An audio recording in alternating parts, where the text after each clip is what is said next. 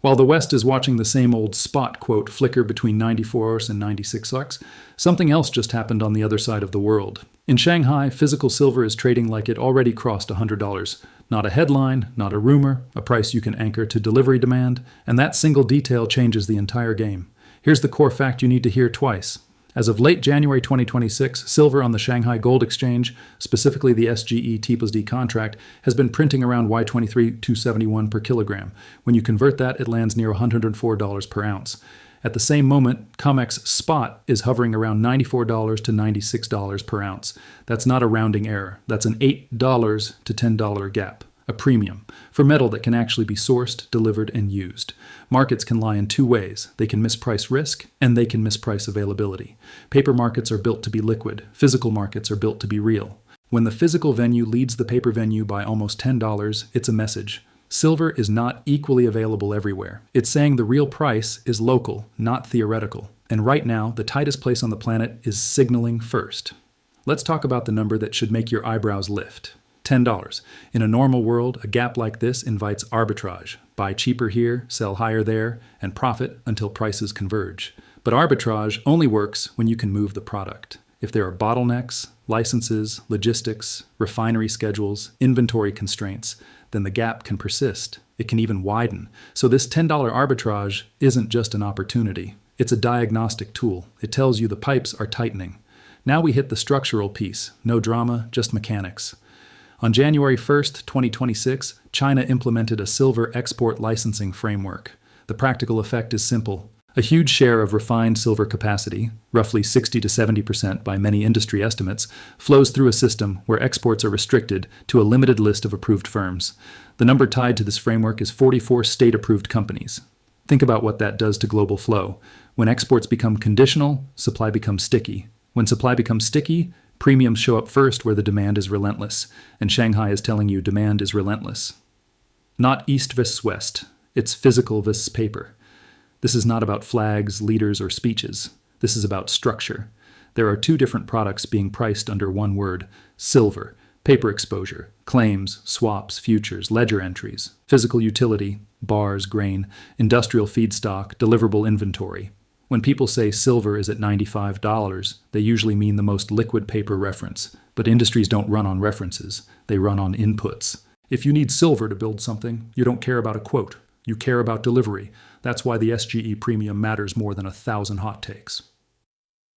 The gold-silver ratio warning light. Now stack one more data point on top, and the picture sharpens.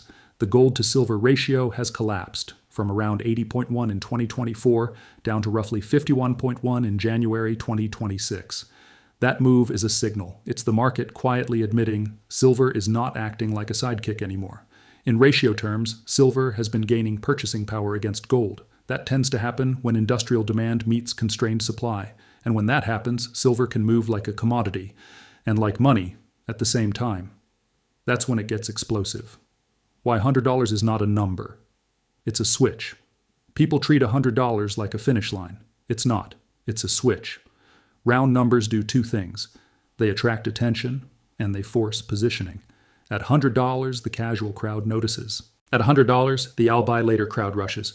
At $100, risk managers tighten rules. At $100, shorts reassess survival. But Shanghai is showing something even more important. It's showing that in the real world, the $100 level is already being paid, which means the paper reference is the one lagging reality. How this can play out. There are only a few ways this resolves. Scenario A. Paper catches up. COMEX London references rise toward the physical premium. Scenario B. Physical cools down. Premiums compress because supply loosens or demand pauses. Scenario C. The split persists. Two prices for one metal, one for trading, one for sourcing. If you're watching Shanghai at $104 while spot prints 95, you're staring at scenario C already forming. And historically, when a split persists, it tends to end with a repricing upward, not a gentle convergence downward. Because the real economy doesn't accept paper discounts for long. The silver crossing story. So what is this breakout really saying? It's saying the cash that used to sit comfortably in low-risk paper claims is rotating toward hard inventory. Not for ideology, not for drama, for certainty. In a world where supply chains can seize, contracts can delay, and delivery schedules can stretch, The safest asset is the one you can actually hold, ship, and use. That's why this is a Shanghai breakout. It's not a chart trick, it's a sourcing signal. Let's keep it brutally simple. SGE T plus D. SHANGHAI 232711 KD 104 OZ COMEX spot 9496 OZ premium 810 OZ. If that premium stays, it's telling you the marginal buyer is paying up for physical. If that premium grows, it's telling you the marginal buyer can't find enough physical at the reference price. And if the premium suddenly disappears, it's telling you either supply loosened or demand broke. So the premium is your dashboard light, don't ignore it. What to watch next? If you want a clean checklist, here it is. The SGE premium. Does $8-10 stay, widen, or compress? The spread behavior. Does spot chase Shanghai or stall? The ratio. Does GSR hold near 51.1 or compress further? Delivery signals. Are lead times rising? Are premiums moving into retail products? Volatility. Are intraday spikes becoming the norm? You don't need secret sources. You need to watch the plumbing. How to respond without panicking. Now, quick reality check. This is not financial advice. This is a framework. If you're already holding silver, your job isn't to get hypnotized by a single number. Your job is to stop letting paper noise talk you out of a structural signal. If you're not holding silver, your job isn't to FOMO buy the top. Your job is to build a plan that survives volatility. That plan looks like: define position size you can hold through a 20% swing. Decide your time horizon, weeks, months, years. Separate trading metal from sleep well metal. Use levels to add, not emotions. Keep liquidity for life expenses, because the market can be right and still hurt you on the way there. Here's the line I want burned into your brain. Shanghai is pricing the metal. New York is pricing the idea of the metal. When the metal leads the idea by $10, the idea eventually adjusts. And if this export licensing framework keeps supply tight, and if industrial demand stays relentless, then $100 won't be the story. It will be the doorway. So don't just ask, where is silver trading? Ask the better question, where is silver being paid for delivery? Because that's where the real price lives. If you want, drop a comment with one word, premium, and I'll pin a simple tracker checklist you can use every week to monitor this split. Subscribe if you want the mechanical breakdowns, not the noise. We track the pipes, the spreads, and the stress points before the headline crowd wakes up. The part nobody explains.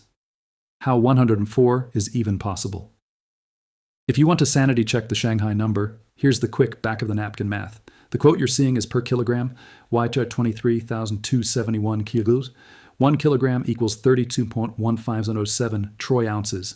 So the per ounce yuan price is roughly YCHA 23,271, 32.1507, YGO 724 per ounce. Now, if you translate that into dollars using an exchange rate near 7 yuan per dollar, you land right around Y724, $103 to $104 per ounce. FX shifts the exact print, not the message.